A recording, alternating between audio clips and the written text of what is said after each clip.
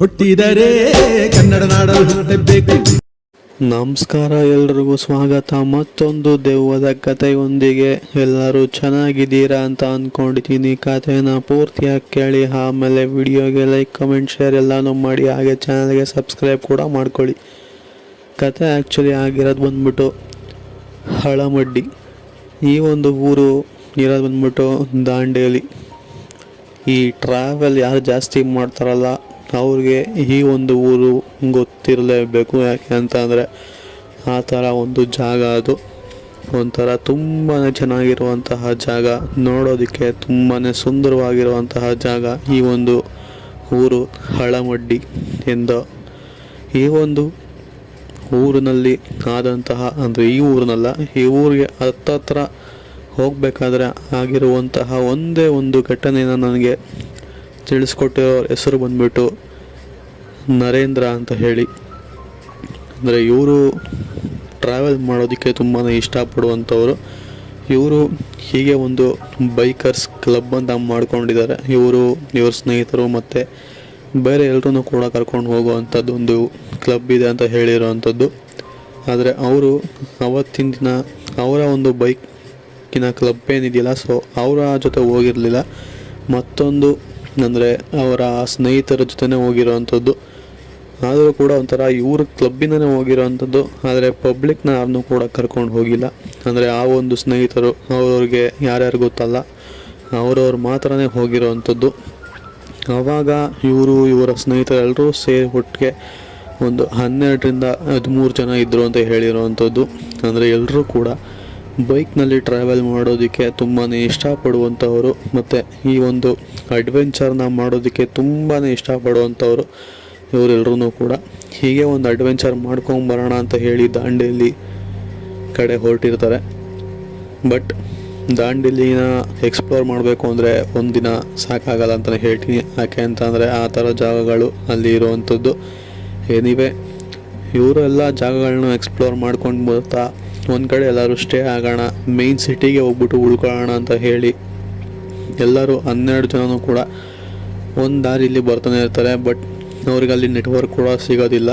ಆದ ಕಾರಣ ಬರಬೇಕಾಗಿರೋ ದಾರಿನೇ ಒಂದು, ಅವ್ರು ಹೋಗ್ತಿರೋವಂತಹ ದಾರಿನೇ ಒಂದಾಗೋಗಿರುತ್ತೆ. ಅಂದರೆ ಬೇರೆ ಬೇರೆ ದಾರಿ ತಪ್ಪಿದ್ದಾರೆ ಅಂತಲೇ ಹೇಳ್ಬೋದು.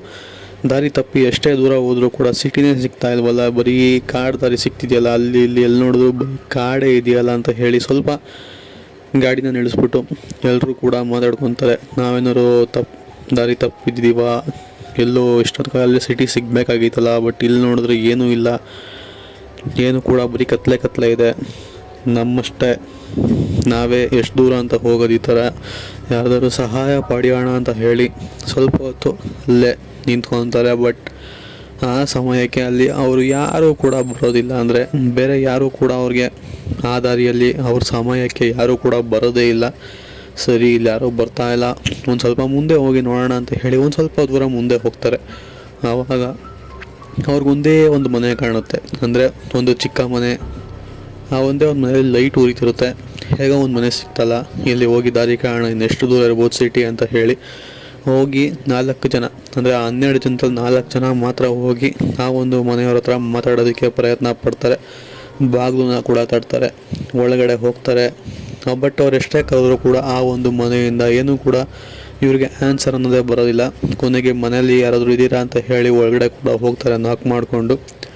ಆ 4 ಜನ ಕೂಡ ಹೋಗಿರೋವಂಥವ್ರು. ಅಂದರೆ ಈ ಒಂದು ಮನೆ ಪೂರ್ತಿ 12 ಜನಕ್ಕೂ ಕೂಡ ಕಾಣಿಸಿದೆ. ಆದರೆ 4 ಜನ ಮಾತ್ರ ಹೆಲ್ಪ್ ಮಾಡೋದಕ್ಕೆ ಒಳಗೆ ಹೋಗಿರ್ತಾರೆ. ಇಡೀ ಮನೆನ ಹುಡುಕ್ತಾರೆ, ಇರೋದೇ ಚಿಕ್ಕ ಮನೆ ಆದರೂ ಕೂಡ ಮನೆ ಪೂರ್ತಿ ಸುತ್ತಮುತ್ತ ಎಲ್ಲ ಹುಡುಕ್ತಾರೆ. ಬಟ್ ಅವರಿಗೆ ಒಬ್ಬರು ಕೂಡ ಕಾಣೋದಿಲ್ಲ ಆ ಒಂದು ಮನೆಯಲ್ಲಿ. ಇಲ್ಲಿ ನೋಡಿದ್ರೆ ಯಾರೂ ಇಲ್ಲ, ಡೋರ್ ಬೇರೆ ಓಪನ್ ಇದೆ, ಲೈಟ್ ಬೇರೆ ಹಾಕಿದೆ. ಮೋಸ್ಟ್ಲಿ ಹಿಂದೆ ಹೋಗಿರ್ಬೇಕು, ನಾವು ಬರ್ತಾರೆ ಅಂತ ಹೇಳಿ ಸ್ವಲ್ಪ ಹೊದಾಚೆ ಬಂದು ಕಾಯ್ತಾರೆ. ಬಟ್ ಅಲ್ಲಿ ಯಾರೂ ಕೂಡ ಬರೋದಿಲ್ಲ.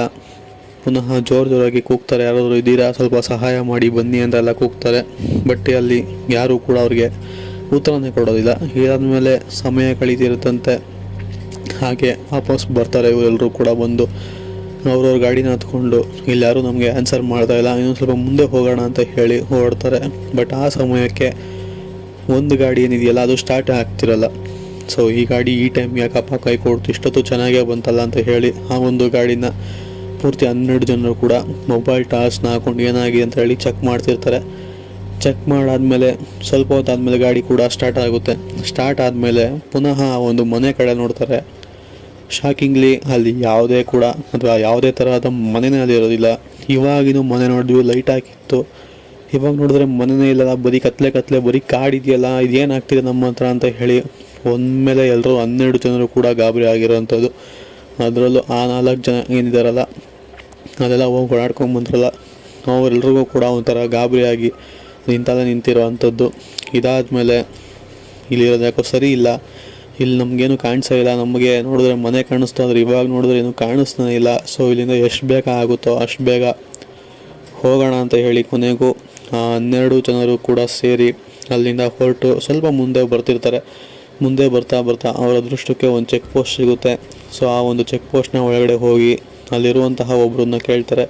ಅಲ್ಲಿ ಬರಬೇಕಾದ್ರೆ ಒಂದು ಮನೆ ಕಾಣಿಸ್ತು, ಬಟ್ ಅದಾದಮೇಲೆ ಆ ಮನೆ ಎದ್ದಕ್ಕಿದಂಗೆ ಮಾಯ ಆಗೋಯ್ತು ಅಂತ ಹೇಳಿದಾಗ ಅಲ್ಲಿ ಆ ಒಂದು ಚೆಕ್ ಪೋಸ್ಟ್ನ ಬಳಿ ಇದ್ದಂತಹ ವ್ಯಕ್ತಿ ಹೇಳೋವಂಥದ್ದು, ಅಲ್ಲಿ ನೀವು ಅಷ್ಟೇ ಅಲ್ಲ, ತುಂಬ ಜನಕ್ಕೆ ಒಂದು ಮನೆ ಕಾಣಿಸಿರೋ ಅಂಥದ್ದು, ಆದರೆ ಅಲ್ಲಿ ಯಾವುದೇ ಥರದ ಮನೆ ಇಲ್ಲ. ಸೊ ನೋಡಿದವರು ಈ ಥರ ಹೇಳಿರೋದು ಸಹಜನೇ. ಅಲ್ಲಿ ಅವಾಗ ಮನೆಗಳು ಕೆಲವರು ಕಾಣುತ್ತೆ, ಕೆಲವರಿಗೆ ಕಾಣೋದಿಲ್ಲ ಅಂತ ಹೇಳಿರೋವಂಥದ್ದು ಆ ಒಂದು ವ್ಯಕ್ತಿ. ಸೊ ಇದು ಸ್ವಲ್ಪ ವಿಚಿತ್ರ ಅನಿಸುತ್ತೆ ಇವರಿಗೆ, ಏನಾಗ ತಪ್ಪಿಸ್ಕೊಂಬಂದ್ವಲ್ಲ ಅಂತ ಹೇಳಿ ಇವರು ಕೂಡ ತಮ್ಮ ಒಂದು ಸ್ಟೇಗೆ ಹೊರಡ್ತಾರೆ. ಸೊ ಇದು ಈ ಒಂದು ನರೇಂದ್ರ ಎಂಬುವವರು ನನಗೆ ಕೊಟ್ಟಿರುವಂತಹ ಕತೆ ಇಷ್ಟ ಆಗಿದೆ ಅಂತ ಅಂದ್ಕೊಂಡಿದ್ದೀನಿ. ಇಷ್ಟ ಆಗಿದರೆ ವಿಡಿಯೋ ಒಂದು ಲೈಕ್ ಮಾಡ್ಕೊಳ್ಳಿ, ಚಾನಲ್ಗೆ ಸಬ್ಸ್ಕ್ರೈಬ್ ಮಾಡಿಲ್ಲ ಅಂತಂದರೆ ಈ ಕೂಡಲೇ ಸಬ್ಸ್ಕ್ರೈಬ್ ಮಾಡ್ಕೊಳ್ಳಿ. ಹಾಗೆ ನಿಮ್ಮ ಫ್ರೆಂಡ್ಸ್ಗೂ ಕೂಡ ಶೇರ್ ಮಾಡಿ, ಅವ್ರ ಸಬ್ಸ್ಕ್ರೈಬ್ ಮಾಡಿಸಿ. ಸಿಗೋಣ ಮತ್ತೊಂದು ಹೊಸ ದೆವ್ವದ ಕಥೆಯೊಂದಿಗೆ. ಅಲ್ಲಿವರೆಗೂ take care, good bye friends.